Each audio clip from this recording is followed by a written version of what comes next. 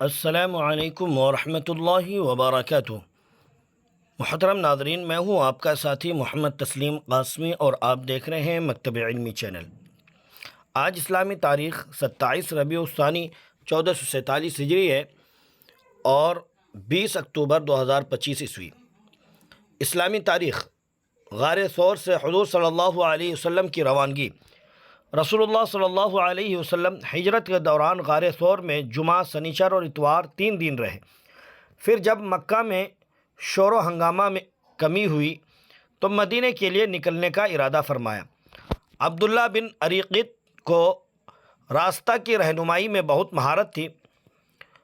انہیں حضرت ابو بکر رضی اللہ عنہ نے 2 سواری دے کر مدینہ پہنچانے کے لیے اجرت پر پہلے ہی سے تیار کر رکھا تھا۔ جب عبداللہ بن اریقط سواریاں لے کر آیا تو آپ صلی اللہ علیہ وسلم کی خدمت میں پیش کیا۔ چنانچہ آپ صلی اللہ علیہ وسلم نے ایک اونٹنی قیمتاً پسند کیا۔ اس طرح حضور صلی اللہ علیہ وسلم، حضرت ابو بکر، عامر بن فہیرہ اور عبداللہ بن اریقط مدینہ کی طرف نکل پڑے۔ ان حضرات نے عام راستے کو چھوڑ کر ساحلی راستہ اختیار کیا۔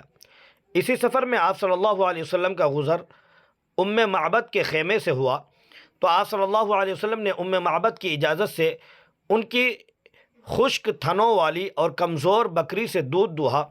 سب نے سیر ہو کر پیا، پھر دودھ دوہ کر ام معبد کو دے کر سفر کا رخ کیا۔ کفار نے اعلان کیا تھا کہ جو محمد صلی اللہ علیہ وسلم کو گرفتار کر کے لائے گا اس کو انعام میں 100 اونٹ دیے جائیں گے۔ چنانچہ سراقہ بن مالک نے اونٹوں کی لالچ میں گھوڑے پر سوار ہو کر پیچھا کیا۔ جب قریب پہنچا تو آپ صلی اللہ علیہ وسلم نے دعا فرمائی، جس کی وجہ سے اس کے گھوڑے کے اگلے دونوں پیر گھٹنوں تک زمین میں دھس گئے۔ وہ معافی مانگنے لگا اور وعدہ کیا کہ اگر نجات ملی تو کفار کو آپ کا پیچھا کرنے سے روک دوں گا۔ پھر آپ صلی اللہ علیہ وسلم نے دعا فرمائی تو اس کو نجات ملی۔ اللہ کی قدرت، سانس لینے کا نظام۔ جب ہم گرد و غبار والی ہوا میں سانس لیتے ہیں تو مٹی کے ذرات بھی اس میں شامل ہو جاتے ہیں، جن سے حفاظت کے لیے اللہ تعالیٰ نے ناک سے پھیپھڑے تک ہوا کے راستے میں بلغم پیدا کر دیا ہے، جو ہوا کی نالیوں کو تر رکھتا ہے۔ جب ہوا ان نالیوں سے گزرتی ہے تو اس میں موجود گرد و غبار بلغم سے چپک جاتے ہیں اور صاف ستھری ہوا پھیپھڑے میں پہنچ جاتی ہے۔ پھر بلغم کے ذریعے یہ گرد و غبار سانس کی نالیوں کے باہر آ جاتا ہے۔ سبحان اللہ! اللہ نے اپنی قدرت سے ہمارے پھیپھڑے کی حفاظت کا کیسا غیبی انتظام فرمایا ہے۔ ایک فرض کے بارے میں، نمازوں کو صحیح پڑھنے پر معافی کا وعدہ۔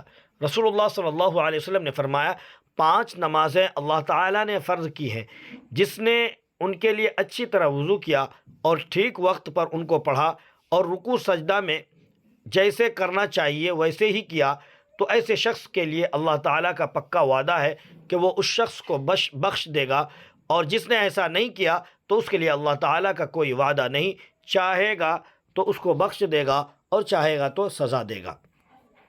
ایک سنت کے بارے میں، بیماروں کی عیادت کرنا۔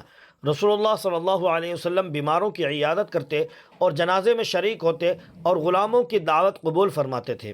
ایک اہم عمل کی فضیلت، نماز کے لیے پیدل آنا۔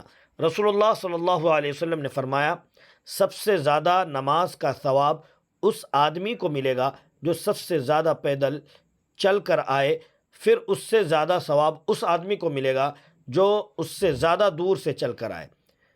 ایک گناہ کے بارے میں، مسجد میں دنیا کی باتیں کرنا۔ رسول اللہ صلی اللہ علیہ وسلم نے فرمایا، ایک زمانہ ایسا آئے گا کہ لوگ مسجد میں حلقے لگا کر دنیاوی باتیں کریں گے۔ تم کو چاہیے کہ ان لوگوں کے پاس بالکل نہ بیٹھو، اللہ کو ان لوگوں سے کوئی واسطہ نہیں۔ دنیا کے بارے میں، دنیا سے کیا کہا گیا؟ حضرت صلت بن حکیم فرماتے ہیں کہ ہمیں یہ بات پہنچی ہے کہ دنیا کو یہ وحی کی گئی کہ جو تجھے چھوڑ دے تو اس کی خدمت کر، اور جو تجھے ترجیح دے اس سے خدمت لے۔ آخرت کے بارے میں، قیامت کے حالات۔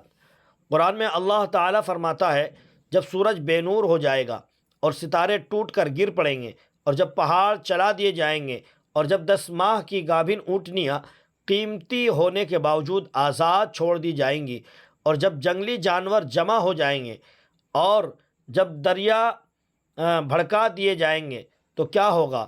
تو اس وقت ہر شخص ان اعمال کو جان لے گا جو لے کر آیا ہے۔ طب نبوی سے علاج، پچنا کے ذریعے درد کا علاج۔ حضرت ابن عباس رضی اللہ عنہ بیان کرتے ہیں کہ رسول اللہ صلی اللہ علیہ وسلم نے احرام کی حالت میں درد کی وجہ سے سر میں پچنا لگوایا۔ خلاصہ، پچنا لگانے سے بدن سے فاسد خون نکل جاتا ہے، جس کی وجہ سے درد وغیرہ ختم ہو جاتا ہے اور آنکھ کی روشنی تیز ہو جاتی ہے۔ قرآن کی نصیحت، قرآن میں اللہ تعالیٰ فرماتا ہے تم اللہ اور اس کے رسول کی اطاعت کرو اور آپس میں جھگڑا نہ کرو، ورنہ تم بزدل ہو جاؤ گے اور دشمن کے مقابلے میں تمہاری ہوا اکھڑ جائے گی، اور مصیبت کے وقت صبر کرو، بے شک اللہ تعالیٰ صبر کرنے والوں کے ساتھ ہے۔ اللہ تعالیٰ ہم سب کو عمل کی توفیق نصیب عطا فرمائے۔ والسلام علیکم ورحمۃ اللہ وبرکاتہ۔